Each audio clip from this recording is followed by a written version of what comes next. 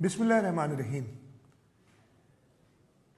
मैं आपको आज फिर कोरोना के हवाले से जो सिंध में अपडेट है उससे आगाह करना चाहता हूँ।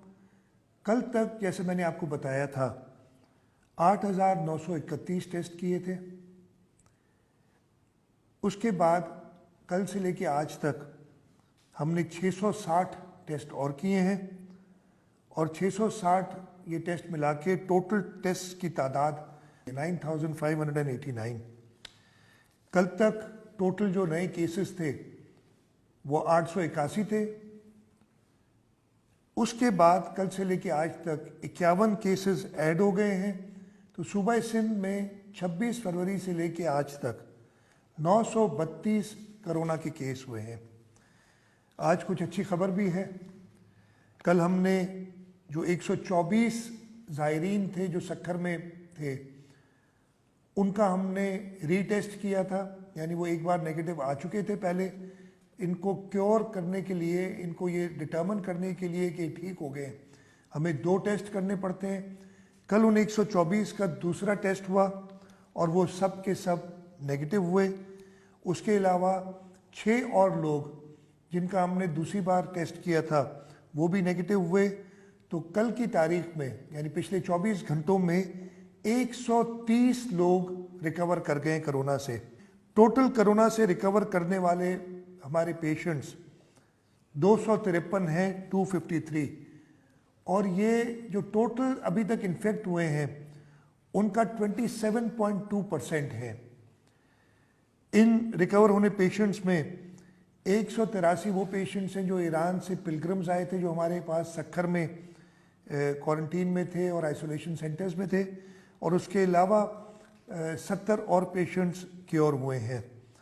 जो एक तकलीफ़देह बात और एक अफसरदा बात यह है कि पिछले 24 घंटों में 2 और लोग अपनी ज़िंदगी खो चुके हैं इस वायरस की बदौलत। तो ये टोटल तादाद उन लोगों की जिन्होंने अपनी ज़िंदगी खोई है वो 17 हो गई है। इस वक्त हमारे पास 662 पेशेंट्स हैं अंडर केयर। हम हर डिस्ट्रिक्ट में आइसोलेशन सेंटर्स बना रहे हैं। कराची में उसकी तादाद सबसे ज़्यादा होगी, लेकिन हर डिस्ट्रिक्ट में एक आइसोलेशन सेंटर होगा। हम ये भी कोशिश कर रहे हैं कि डिस्ट्रिक्ट हेडक्वार्टर हॉस्पिटल्स में हम आइसोलेशन सेंटर्स बनाएं। उसके बाद हम जो टर्शरी केयर हॉस्पिटल्स हैं उनमें ICUs बना रहे हैं। आज एक और फैसला हमने किया है और हेल्थ डिपार्टमेंट और इंतज़ामिया को हिदायत दी गई है कि जो प्राइवेट हॉस्पिटल्स हैं उनको भी इंश्योर किया जाए कि वो अपने अस्पताल में उनकी बेड कैपेसिटी के हवाले से कम 10% कोरोना पेशेंट्स के लिए आइसोलेशन वार्ड्स बनाएं ताकि उनकी तीमारदारी उधर की जा सके।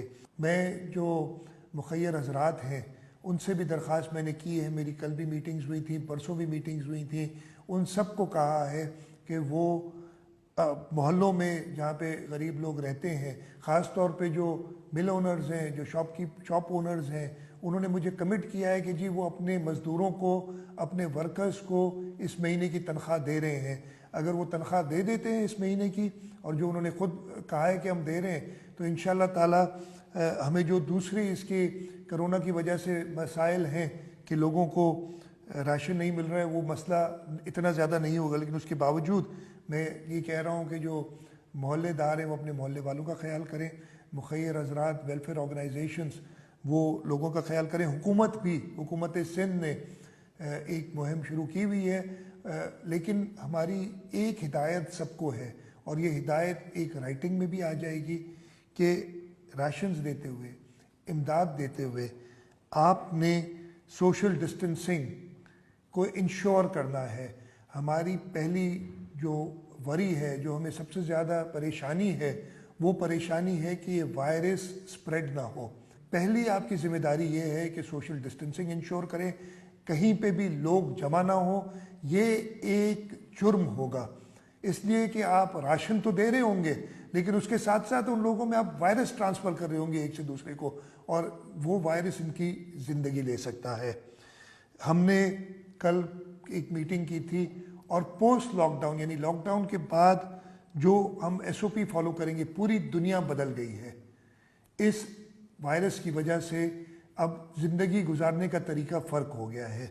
इस फ़र्क तरीके में हम नए एसओपीज़ बनाएंगे हर इदारे के लिए, हर सेक्टर के लिए, दुकानों के लिए, इंडस्ट्रीज़ के लिए, मसाजिद के लिए। हम एक नया एसओपी बनाएंगे जिसके तहत उन लोगों को पोस्ट लॉकडाउन अपना काम करना पड़ेगा, और ऐसा ही एसओपी हम हर इंडिविजुअल, हर फर्द के लिए बनाएंगे ताकि वो समझ सके कि इस वबा से जब तक इसका हल नहीं हो जाता, इसका वायरस नहीं आ जाता, इसकी दवाई नहीं मिल जाती, तब तक वो दवाई आपके हाथ में है, और दवाई वो सिर्फ यही है कि आप घरों पे रहें। ख़ास तौर पे बुज़ुर्ग हजरात और छोटे बच्चे इनके करीब ना जाएं। आपसे एक और रिक्वेस्ट, आपको हुकूमत के डिफरेंट लेवल पे, ख़ास तौर पे वो लोग जिनको पॉजिटिव आ जाता है, वो आइसोलेशन सेंटर्स में हैं, उनको इंतज़ामिया भी फ़ोन करती है, उनको सेहत खाते डिपार्टमेंट से भी फ़ोन आते हैं।